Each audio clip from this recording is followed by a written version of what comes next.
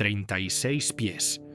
Esa es la profundidad bajo la superficie de una isla volcánica en el Océano Pacífico a la que un ingeniero del ejército japonés llamado suboficial Yoshitaka Hori se encontraba cuando comprendió que lo que estaba viendo no era una posición defensiva, era una ciudad. La fecha era octubre de 1944. La isla era Iwo Jima, una roca sulfurosa de 8 millas cuadradas que se alzaba desde el mar de Filipinas, 660 millas al sur de Tokio, apestando a gas de sulfuro de hidrógeno de las chimeneas volcánicas que abrían su superficie como heridas abiertas. La temperatura bajo tierras era de 120 grados Fahrenheit. El aire sabía a minerales, sudor y humo viejo. Y alrededor de Hori, en todas direcciones, se extendía una red de túneles, cámaras, depósitos de munición, puestos de mando, puestos médicos y posiciones de artillería que habían sido excavados en la roca volcánica por 20.000 soldados japoneses, a quienes se les había dicho que nunca regresarían a casa. Hori escribió después en unas memorias de posguerra que permaneció allí mucho tiempo sin hablar. Él mismo había ayudado a diseñar partes del sistema, trabajando bajo el teniente general Tadamichi Kuribayashi, el oficial al mando de la guarnición de Iwo Jima, pero verlo terminado, completamente excavado, completamente armado y completamente ocupado, era algo distinto a diseñarlo sobre el papel. Era, escribió, el sistema defensivo más completo que jamás había visto o imaginado. También era, comprendió, una máquina de muerte. No para los estadounidenses que acabarían llegando para tomar la isla, para los soldados japoneses que vivían dentro de ella. Esta es la historia de esos 20.000 hombres. Lo que construyeron, cómo vivieron, lo que soportaron y por qué lo que construyeron bajo tierra cambió la naturaleza de la guerra de una manera que los planificadores militares siguen estudiando 8 décadas después. Para entender Iwo Jima, hay que entender la realidad estratégica que la produjo. Para el otoño de 1944, la posición de Japón en la Guerra del Pacífico había superado el punto de recuperación según cualquier cálculo militar racional. La batalla del mar de Filipinas en junio de 1944 había destruido 3 portaaviones japoneses y 600 aviones en un solo enfrentamiento, eliminando lo que quedaba del poder aéreo embarcado de la Armada Imperial japonesa como fuerza ofensiva. Los bombarderos estadounidenses B-29 Superfortress, que operaban desde las Islas Marianas, ya estaban alcanzando las islas principales japonesas, aunque el alcance extremo de las misiones y las dificultades de navegación reducían su eficacia. La isla de Saipán había caído en manos de las fuerzas estadounidenses en julio de 1944, lo que provocó el colapso del gobierno del primer ministro, Hideki Tojo, bajo el peso político del desastre. El cuartel general imperial en Tokio comprendía lo que significaba Saipán, el perímetro defensivo exterior, la línea que Japón necesitaba mantener para impedir un ataque directo contra las islas principales, había sido roto. La cuestión ya no era si Japón podía ganar la Guerra del Pacífico. La cuestión había pasado a ser cuántos estadounidenses podían ser matados antes de que las propias islas principales fueran invadidas, y si el costo en vidas estadounidenses podía hacérselo bastante alto como para forzar una paz negociada en lugar de una rendición incondicional. Iwo Jima era el punto de apoyo de este cálculo. La isla se encontraba exactamente en el punto geográfico medio entre las Marianas y Tokio. Los cazas estadounidenses P-51 Mustang que despegaran desde Iwo Jima podrían escoltar a los B-29 en sus incursiones sobre Japón, aumentando drásticamente la precisión de los bombardeos. Los bombarderos estadounidenses podrían usar los aeródromos de Iwo Jima como pistas de aterrizaje de emergencia, salvando la vida de tripulaciones cuyos aviones estuvieran demasiado dañados para completar el vuelo de regreso a las Marianas. Y las instalaciones japonesas de radar de alerta temprana en Iwo Jima estaban proporcionando a Tokio 90 minutos de aviso previo antes de que las incursiones de B-29 alcanzaran las islas principales, permitiendo la dispersión de aeronaves y la activación de las defensas aéreas. Iwo Jima tenía que ser tomada. Ambos bandos comprendían esto con absoluta claridad. La cuestión, desde la perspectiva japonesa, no era si defender la isla. La cuestión era cómo hacer que tomarla costara a los estadounidenses suficiente sangre como para que el cálculo de continuar la guerra cambiara a favor de Japón. El hombre asignado para resolver este problema era el teniente general Tadamichi Kuribayashi, y su solución era tan radical, tan completamente contraria a la doctrina militar japonesa establecida, que cuando la presentó por primera vez al cuartel general imperial, oficiales superiores cuestionaron si había perdido su juicio profesional. Kuribayashi había pasado tiempo en Estados Unidos a comienzos de la década de 1930, asignado como agregado militar y posteriormente estudiando en la Universidad de Harvard.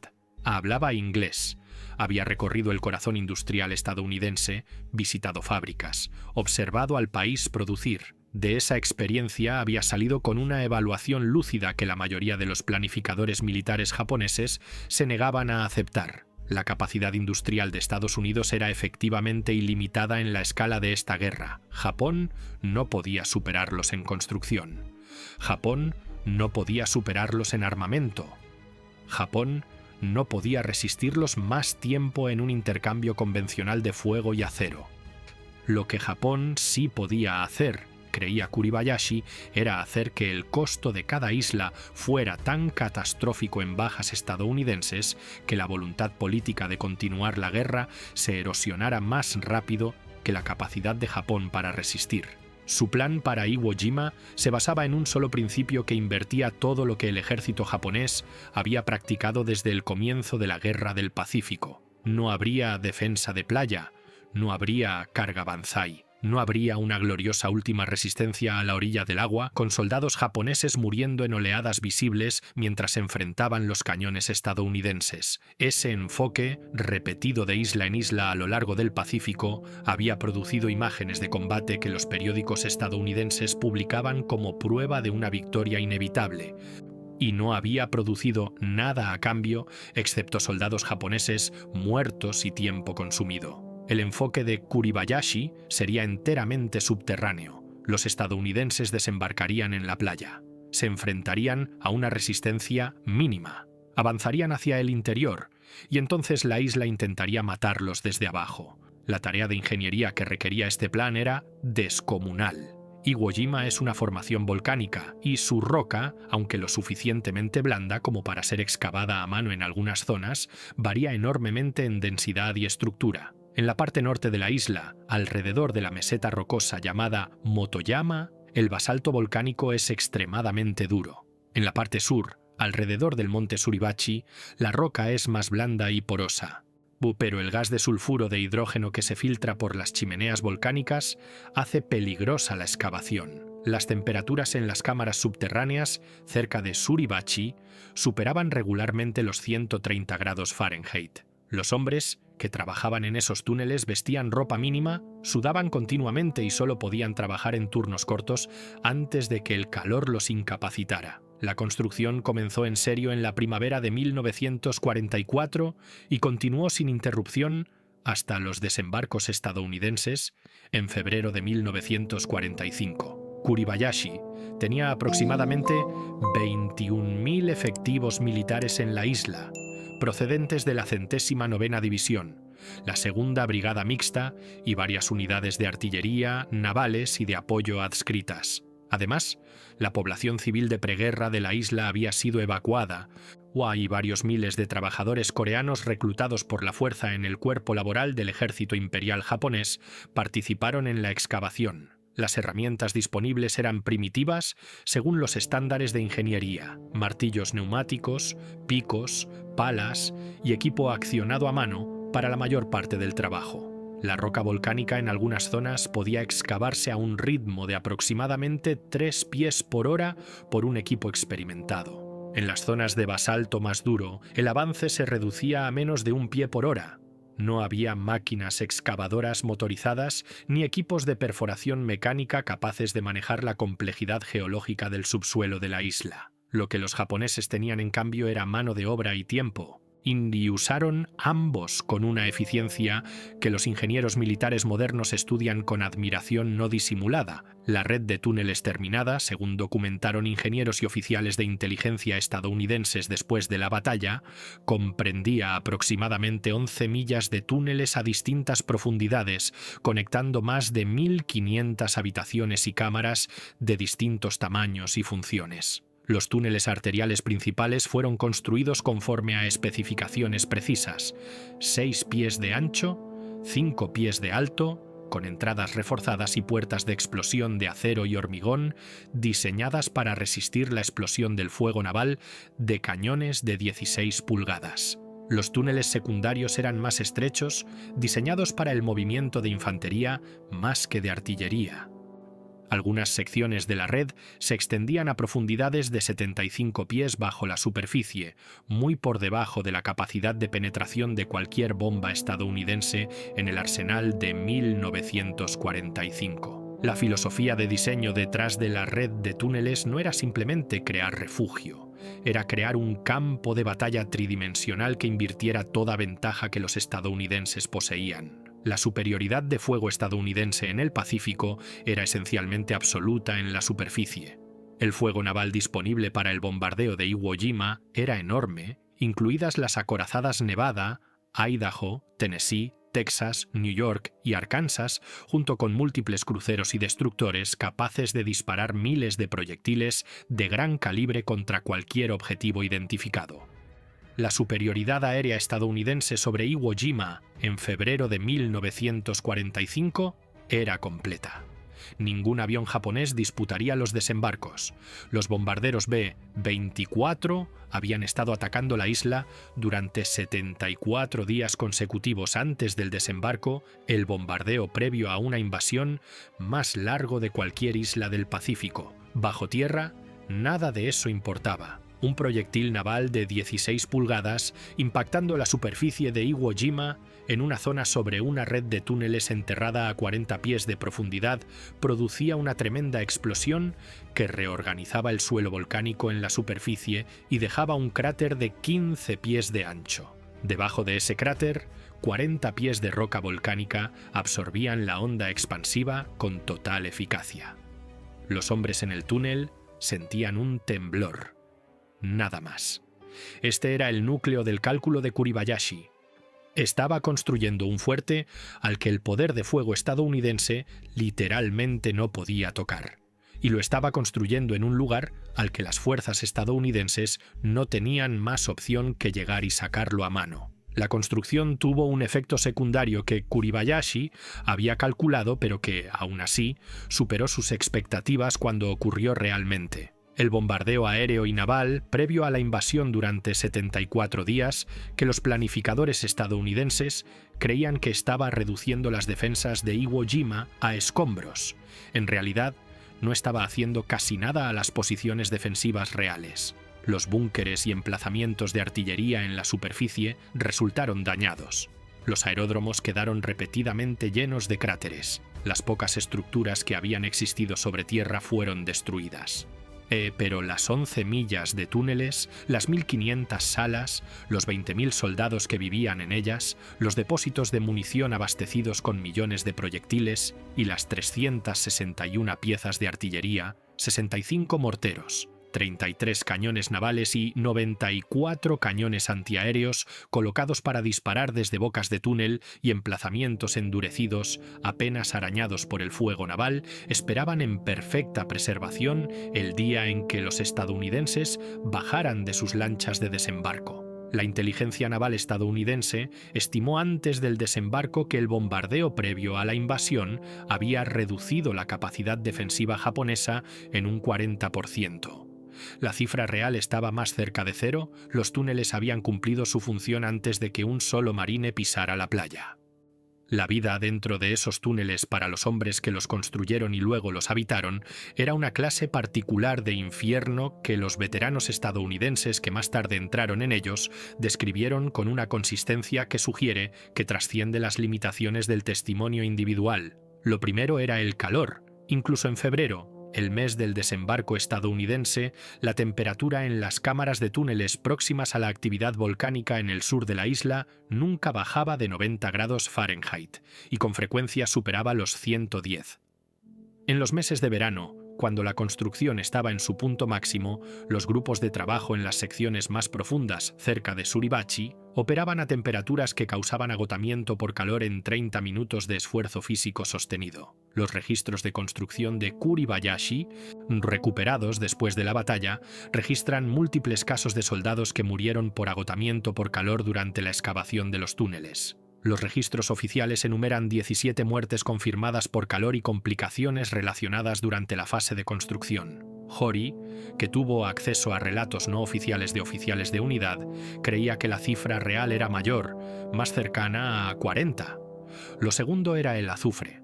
El gas de sulfuro de hidrógeno, el compuesto responsable del característico olor a huevo podrido de Iwo Jima, se filtraba a través de la roca volcánica en concentraciones que fluctuaban con la actividad geológica. En bajas concentraciones, el gas causa dolores de cabeza, náuseas y desorientación. En concentraciones más altas, causa pérdida rápida de conciencia y muerte.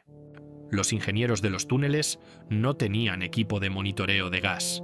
Usaban canarios en algunas secciones, una técnica tomada de la minería del carbón, y confiaban en los sentidos humanos de los grupos de trabajo para la alerta temprana. Los hombres, que trabajaban en secciones donde el gas era lo suficientemente fuerte como para notarse, eran relevados en turnos de 15 a 20 minutos. Aquellos que se confundían o perdían estabilidad eran arrastrados fuera por sus compañeros. La oscuridad era constante en las cámaras alejadas de las bocas de túnel. Las lámparas de queroseno proporcionaban la iluminación principal para la mayor parte del sistema. En los complejos principales de puestos de mando, generadores eléctricos que funcionaban con gasolina suministraban energía a un pequeño número de luces eléctricas.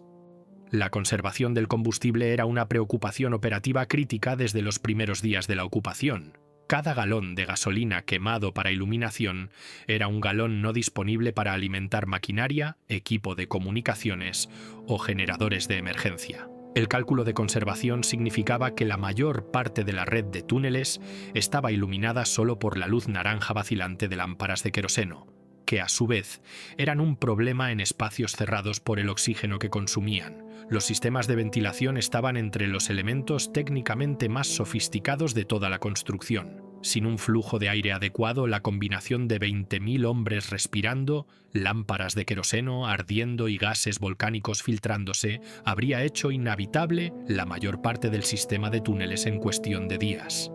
Los ingenieros japoneses diseñaron una red de ventilación usando la diferencia natural de presión creada por las múltiples bocas de túnel de la isla a distintas elevaciones, complementada por sistemas de fuelles accionados a mano en secciones donde el flujo natural era insuficiente. El sistema funcionó, pero no sin mantenimiento continuo. Las secciones de túnel que quedaban bloqueadas por derrumbes provocados por el bombardeo de superficie tenían que ser redirigidas, y las consecuencias de ventilación de esos desvíos se propagaban a través de las secciones adyacentes, haciendo en ocasiones que cámaras normalmente habitables se volvieran peligrosas en cuestión de horas.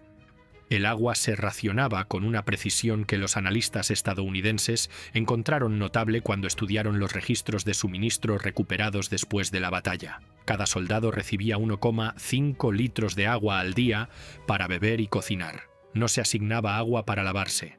La roca volcánica de Iwo Jima no tiene manantiales de agua dulce ni acuíferos accesibles mediante pozos cavados a mano a las profundidades que alcanzaban los túneles. Toda el agua tenía que captarse de la lluvia en cisternas sobre la superficie y transportarse bajo tierra en recipientes o procesarse a partir de las plantas desalinizadoras de agua marina que los japoneses habían construido en la superficie. Estas plantas eran objetivos evidentes para el bombardeo previo a la invasión y resultaron gravemente dañadas, reduciendo aún más el suministro de agua disponible para la guarnición. La asignación de alimentos estaba calculada igualmente al mínimo necesario para la eficacia en combate, más que para la comodidad humana. La ración diaria de cada soldado era de aproximadamente 800 gramos de alimentos enlatados o secos, compuestos principalmente por arroz, pescado seco, pasta de miso, verduras encurtidas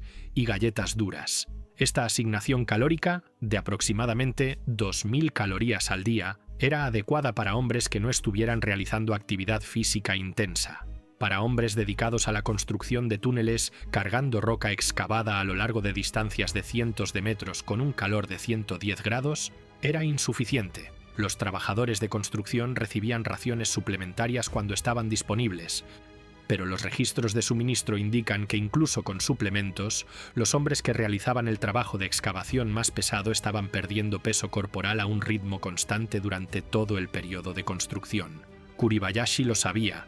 Su diario, recuperado después de la batalla y publicado en una compilación de posguerra de sus escritos, contiene múltiples entradas en las que expresa preocupación por la condición física de sus hombres y solicita más alimentos y agua al cuartel general imperial.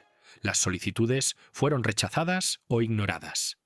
Iwo Jima se encontraba al final de una cadena de suministro cada vez más difícil de mantener a medida que la guerra submarina estadounidense se cerraba alrededor de las islas principales japonesas.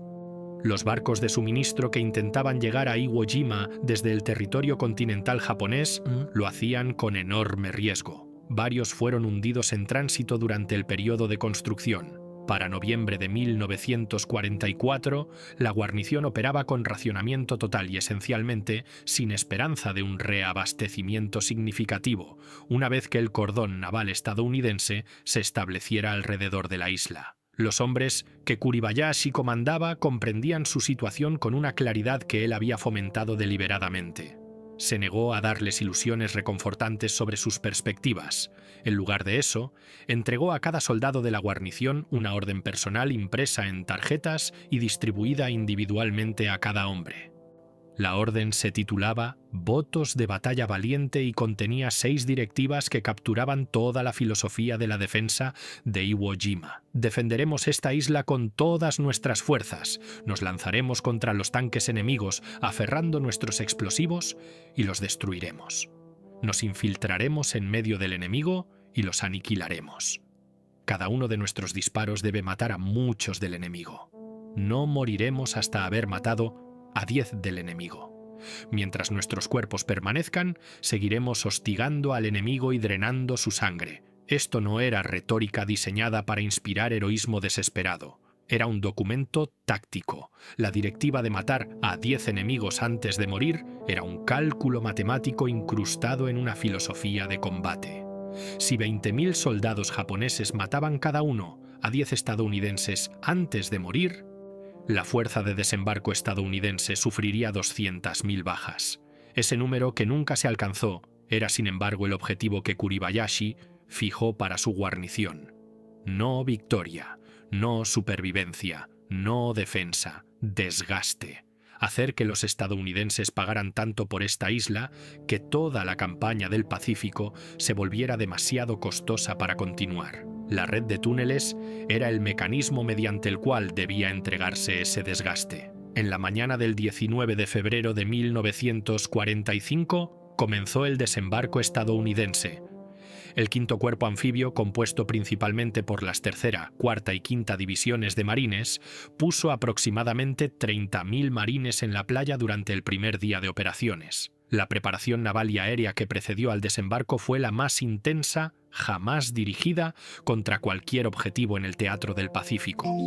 8 acorazadas dispararon continuamente durante 3 horas. Cientos de aviones embarcados atacaron posiciones de cañones identificadas, búnkeres y cualquier instalación militar visible. Los marines que se aproximaban a la playa en sus lanchas de desembarco vieron cómo la isla desaparecía tras un muro de humo y polvo, y asumieron, como habían asumido los marines, en Tarawa y Peleliu y Saipan, que nada iba a responder desde allí.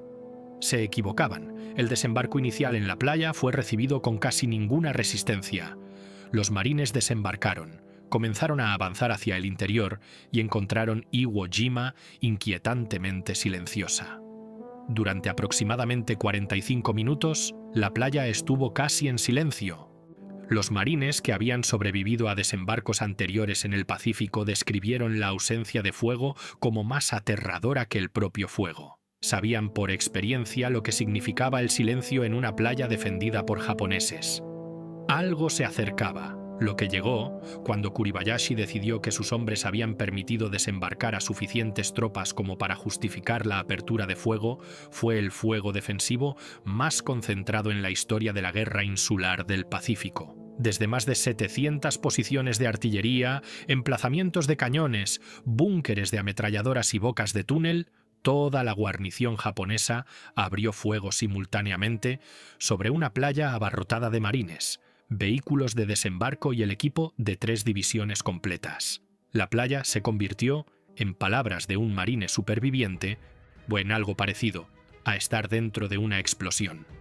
Fuego de artillería, morteros, ametralladoras y fusiles llegaba simultáneamente desde 3 direcciones distintas, incluso desde posiciones en la retaguardia de la playa que ningún fuego previo a la invasión había alcanzado porque estaban construidas en las laderas inversas de elevaciones a las que el fuego naval, disparando desde el mar, no podía abatir con un ángulo suficientemente bajo para atacarlas eficazmente. La ceniza volcánica de la playa de Iwo Jima, negra y pesada y nada parecida a la arena de otras islas del Pacífico, hacía el movimiento a pie extremadamente difícil. Los marines se hundían hasta los tobillos con cada paso, los vehículos se atascaban de inmediato. La playa se convirtió en un campo de muerte.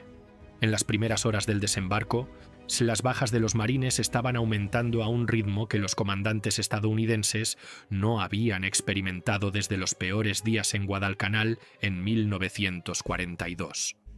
Al final del primer día, las fuerzas estadounidenses habían sufrido aproximadamente 2.400 bajas, incluidos 500 muertos. Como contexto, esa es una tasa de bajas en un solo día superior a la de cualquier operación militar estadounidense en el teatro europeo durante el mismo periodo. Los marines que sobrevivieron a ese primer día y a los días que siguieron se enfrentaron a una situación táctica para la que su entrenamiento no los había preparado plenamente. El enemigo estaba bajo tierra.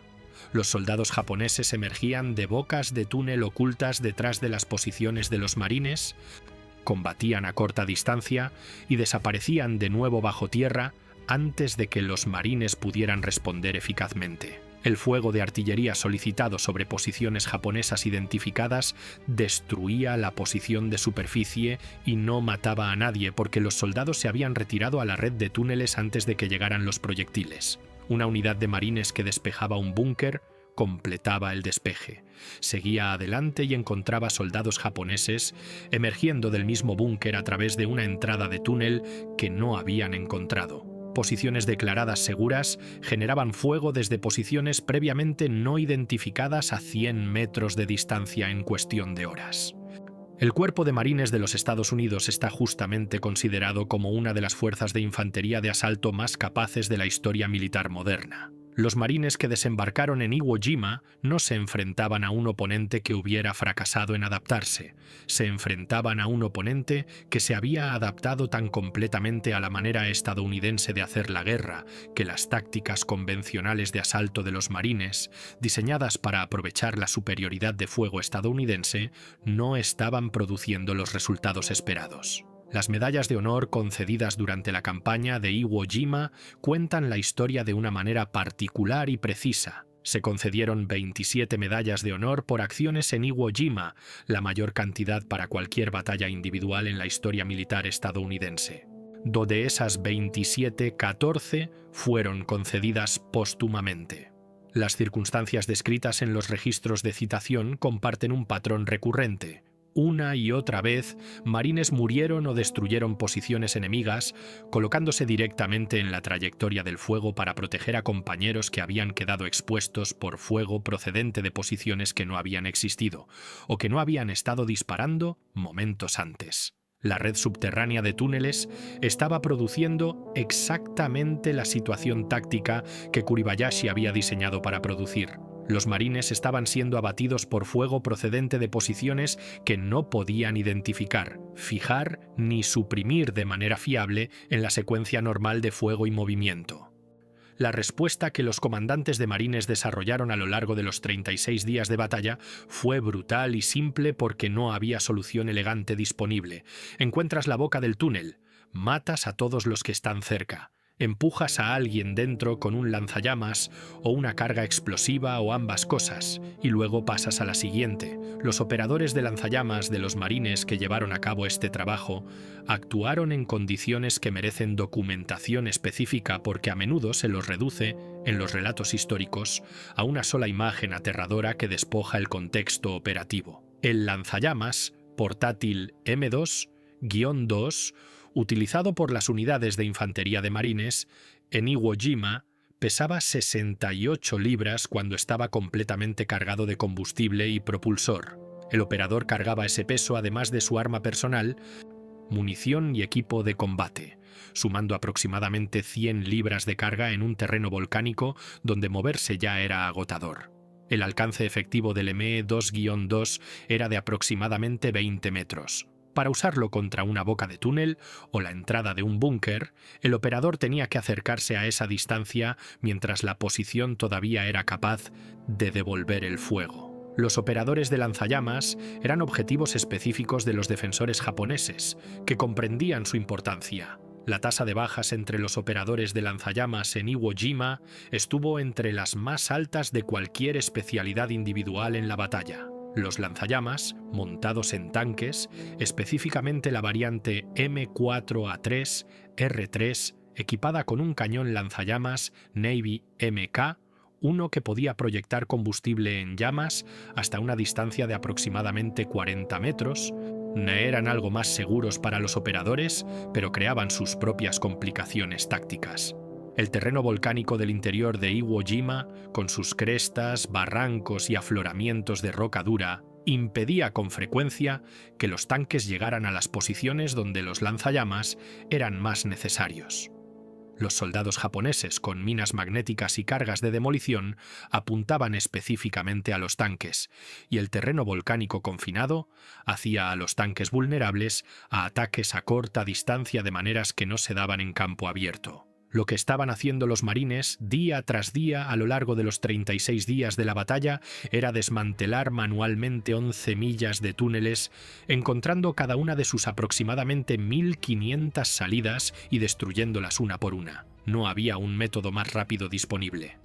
Se podía solicitar fuego naval sobre cualquier objetivo identificado, pero identificar la auténtica boca del túnel, en lugar de una sombra o un saliente rocoso que se pareciera a una, requería observación cercana por parte de la infantería. La artillería podía entonces disparar sobre las coordenadas identificadas, pero el proyectil, llegando desde un ángulo alto, destruía la posición de superficie y dejaba intacto el túnel debajo. Se necesitaba infantería cerca, bajo fuego, para hacer ese trabajo, y la infantería que lo hacía estaba muriendo a ritmos que preocupaban profundamente a los comandantes de marines, aun cuando no veían alternativa. Las estadísticas del costo de la batalla se vuelven más comprensibles cuando se colocan frente a la realidad física de la red de túneles.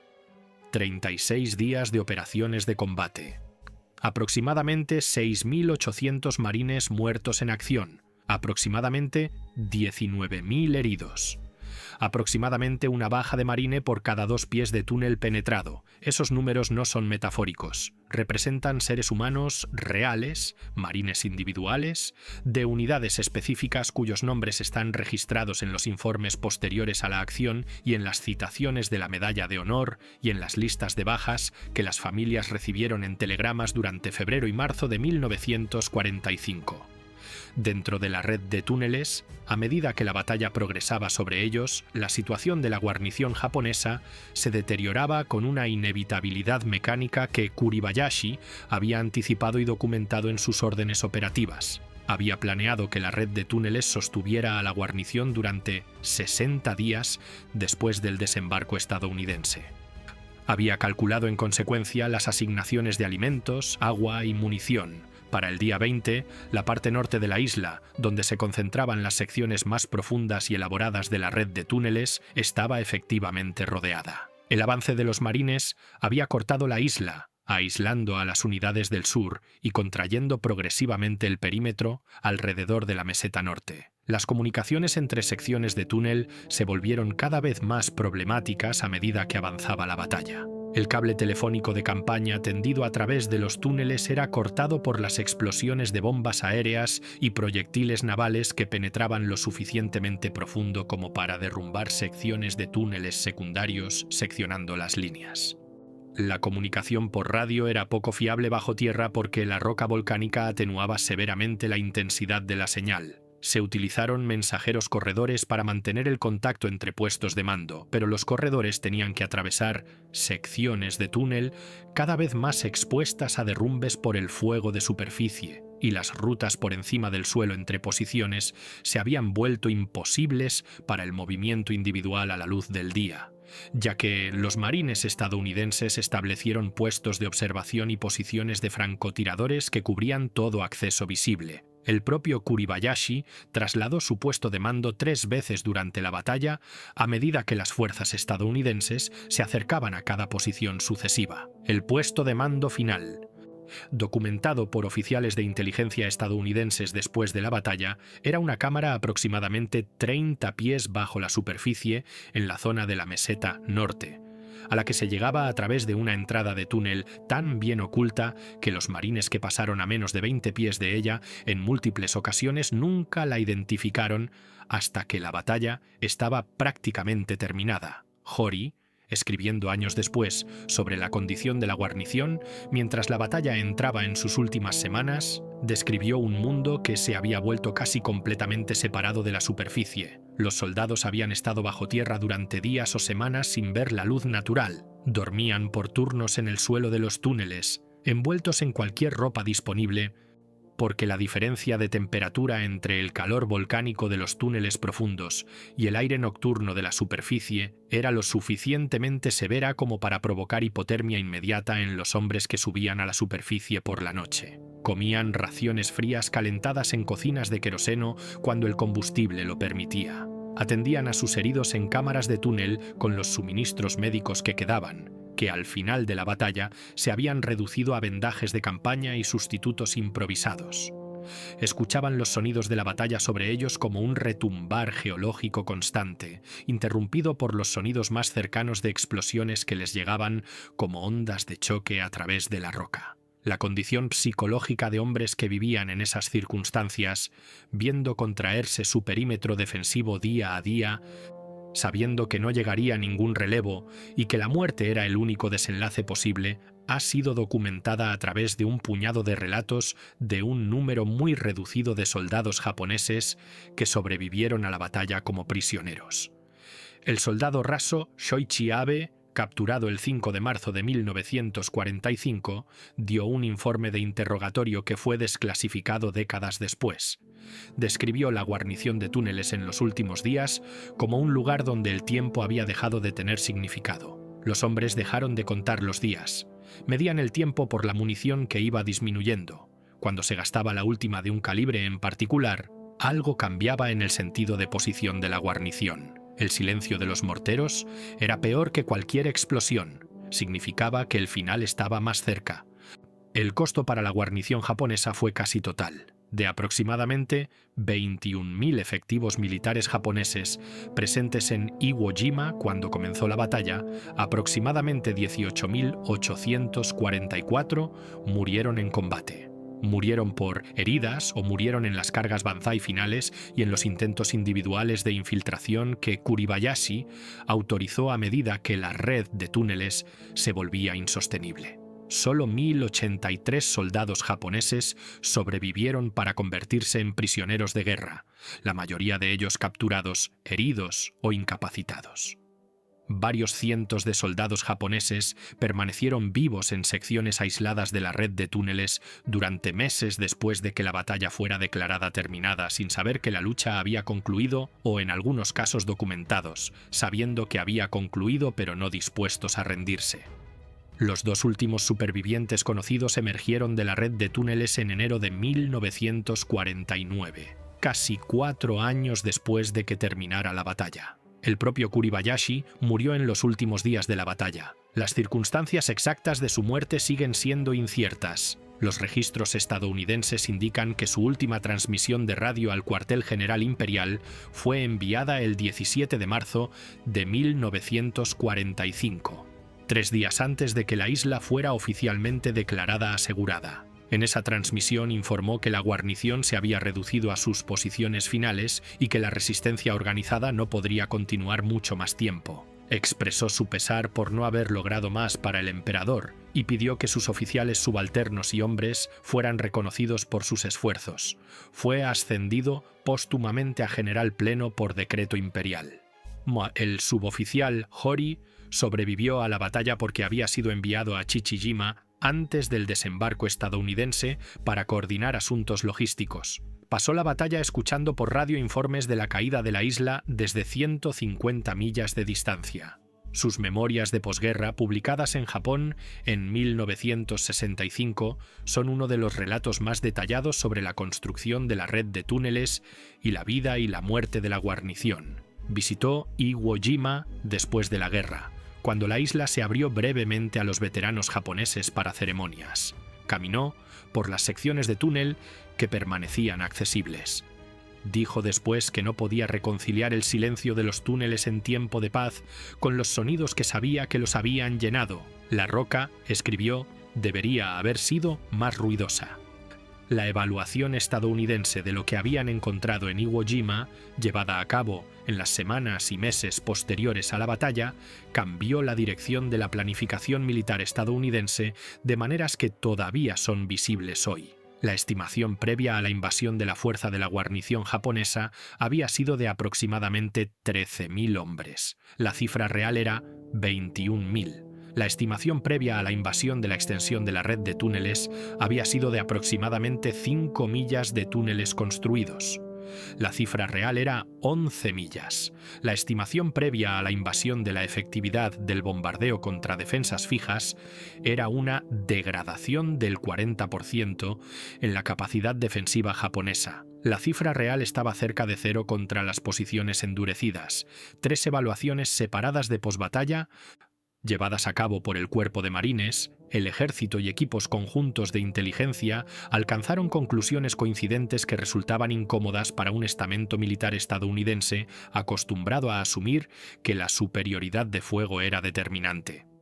Las evaluaciones concluyeron que el bombardeo previo a la invasión durante 74 días, la preparación aérea y naval más prolongada en la historia de la Guerra del Pacífico, no había degradado significativamente la verdadera capacidad de combate de Kuribayashi. Los hombres habían sobrevivido bajo tierra, los cañones habían sobrevivido en emplazamientos endurecidos, la munición había sobrevivido en depósitos enterrados, los alimentos y el agua habían sobrevivido en cámaras de almacenamiento profundas.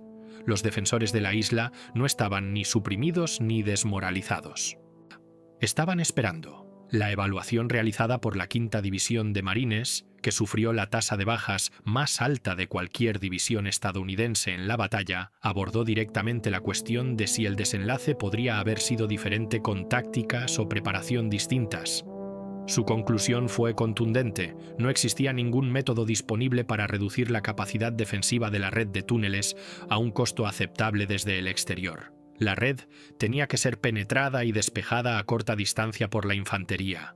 La infantería que realizara el despeje sufriría altas bajas. Esto no era un fracaso de planificación ni un error táctico. Era la realidad física de lo que había sido construido y de cómo había sido construido. La implicación que los planificadores militares extrajeron de esta conclusión y que ha dado forma a la ingeniería militar defensiva y a la doctrina de asalto en todos los grandes ejércitos desde 1945 es sencilla. Una red defensiva subterránea suficientemente profunda y extensa, adecuadamente abastecida y adecuadamente ocupada, no puede ser derrotada a un costo aceptable por ninguna cantidad de fuego de superficie disponible para fuerzas militares modernas.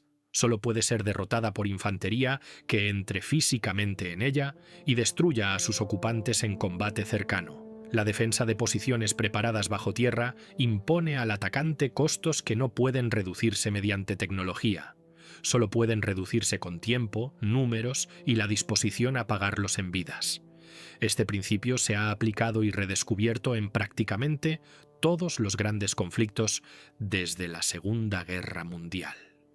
Los sistemas de túneles utilizados por fuerzas norcoreanas y chinas durante la Guerra de Corea, que infligieron bajas catastróficas a fuerzas estadounidenses y de Naciones Unidas en 1951 y 1952, fueron diseñados explícitamente según el modelo de Kuribayashi por ingenieros militares chinos que habían estudiado la batalla de Iwo Jima en detalle. La red de túneles de Cu Chi, utilizada por el Viet Cong en Vietnam del Sur, que las fuerzas estadounidenses pasaron años intentando eliminar y nunca lograron despejar por completo, se apoyaba en los mismos principios de construcción profunda, compartimentación y uso del entorno subterráneo para anular el poder de fuego de superficie. Las redes de túneles de Hamas en Gaza, con las que las fuerzas militares israelíes se encontraron en 2023 en la guerra subterránea más extensa desde Vietnam, presentan el mismo problema táctico fundamental al que se enfrentaron los marines en Iwo Jima en febrero de 1945. La tecnología de las armas es distinta, el problema es idéntico. Los hombres bajo tierra, detrás de roca y hormigón, no pueden ser eliminados por bombas y proyectiles de artillería sin bajar tras ellos. Kuribayashi sabía esto en 1944. Construyó su solución en 11 millas de túneles bajo una isla volcánica que olía a azufre y sabía a muerte, y la llenó con 20.000 hombres que sabían que no volverían a casa y a quienes aún así envió a la muerte para obtener la máxima tasa de intercambio que pudiera arrancar. La genialidad táctica de la defensa de Iwo Jima es inseparable de su oscuridad moral. Kuribayashi creó un sistema diseñado para producir la muerte de sus propios hombres al ritmo operativamente más ventajoso. No lo hizo porque fuera indiferente a sus vidas. Su diario revela a un hombre que pensaba en sus soldados con un cuidado poco habitual en un alto oficial japonés de su época. Escribió sobre soldados individuales con los que había hablado. Registró su dolor por cada pérdida. Luchó en privado con el peso de lo que les estaba pidiendo. Lo hizo porque creía, correctamente como demostraron los acontecimientos, que la única manera de cumplir con su deber hacia el emperador y hacia Japón con las fuerzas disponibles era construir un sistema que hiciera que el costo de tomar Iwo Jima fuera tan alto como cualquier pedazo de roca volcánica de 8 millas cuadradas haya costado jamás en la historia humana. La pregunta que se cierne sobre Iwo Jima y que ningún análisis táctico puede responder del todo es si el costo valió la pena. Desde un cálculo militar estrecho, Kuribayashi tuvo éxito. Retrasó la captura estadounidense de Iwo Jima 36 días en lugar de los 3 a 5 días que originalmente habían proyectado los planificadores estadounidenses. Infligió aproximadamente 26.000 bajas estadounidenses. Demostró que la invasión de las islas principales japonesas costaría más vidas estadounidenses que cualquier operación previa en la Guerra del Pacífico. Un cálculo que influyó directamente en la decisión del presidente Harry Truman de usar bombas atómicas contra Japón en agosto de 1945 como alternativa a una invasión. Si ese resultado representa un éxito para el propósito estratégico de Kuribayashi, la prevención de la invasión estadounidense de las islas principales mediante la demostración de un costo inaceptable, o si representa su fracaso definitivo, sé porque la guerra terminó de todos modos con la rendición incondicional de Japón, es una cuestión que los historiadores profesionales siguen debatiendo. Lo que no se debate es lo que se construyó en esa isla. Las 11 millas de túnel, las 1.500 cámaras, los 20.000 hombres que vivieron entre calor, azufre y oscuridad y murieron por cada pie de la superficie que tenían encima. La mayoría de ellos siguen allí abajo. El gobierno y el ejército japoneses nunca recuperaron los cuerpos de los soldados que murieron en la red de túneles. La excavación de las secciones profundas, donde la actividad volcánica y la inestabilidad estructural de los túneles hacen peligrosa la entrada, no se ha intentado a la escala que sería necesaria. Los esfuerzos periódicos de recuperación organizados por grupos de veteranos y familiares han excavado secciones accesibles y recuperado restos que luego fueron repatriados a Japón. El gobierno japonés estima que aproximadamente 11.000 conjuntos de restos siguen bajo tierra. Los veteranos militares estadounidenses que combatieron en Iwo Jima, los últimos de los cuales ahora tienen entre finales de los 90 y más de 100 años, han descrito la experiencia con una consistencia que se extiende a lo largo de décadas. La isla nunca los dejó. La arena negra, el olor a azufre, el sonido de un enemigo que estaba debajo de ellos y detrás de ellos y dentro del suelo sobre el que estaban de pie. Un veterano, el sargento John Basilone, murió en la playa el primer día, ya poseedor de la Medalla de Honor de Guadalcanal, tomando la decisión de volver al combate que nadie podría haberle reprochado evitar. Su motivación nunca fue explicada del todo en los relatos que lo sobreviven. Tal vez comprendió, como comprendió Kuribayashi y como comprendieron los marines que despejaron esos túneles habitación por habitación, que hay cosas que solo pueden hacer hombres dispuestos a entrar en el lugar oscuro y hacer allí lo que debe hacerse. La red de túneles que Kuribayashi construyó fue una expresión perfecta de una clase de pensamiento militar llevada a su extremo lógico. No ganó la guerra, no salvó a Japón, mató a 18.000 soldados japoneses y a casi 7.000 estadounidenses, y cambió la manera en que toda fuerza militar del mundo piensa lo que significa defender un pedazo de terreno. A 36 pies bajo tierra, el suboficial Hori se encontraba en octubre de 1944 y comprendió que estaba mirando una ciudad construida para un solo propósito por hombres que sabían que nunca la abandonarían. La ciudad hizo exactamente lo que fue construida para hacer. Y los hombres dentro de ella hicieron todo lo que los votos de batalla valiente de Kuribayashi les pedían. Todos y cada uno de ellos. Si llegaste hasta el final, comenta túneles, para que sepa que estuviste aquí. Y dime, ¿desde qué lugar del mundo estás viendo? Nuestra comunidad abarca todos los países que vivieron esta guerra. No olvides dar me gusta, suscribirte y compartir este video con alguien que necesite escuchar esta historia. Ahora haz clic en el siguiente video.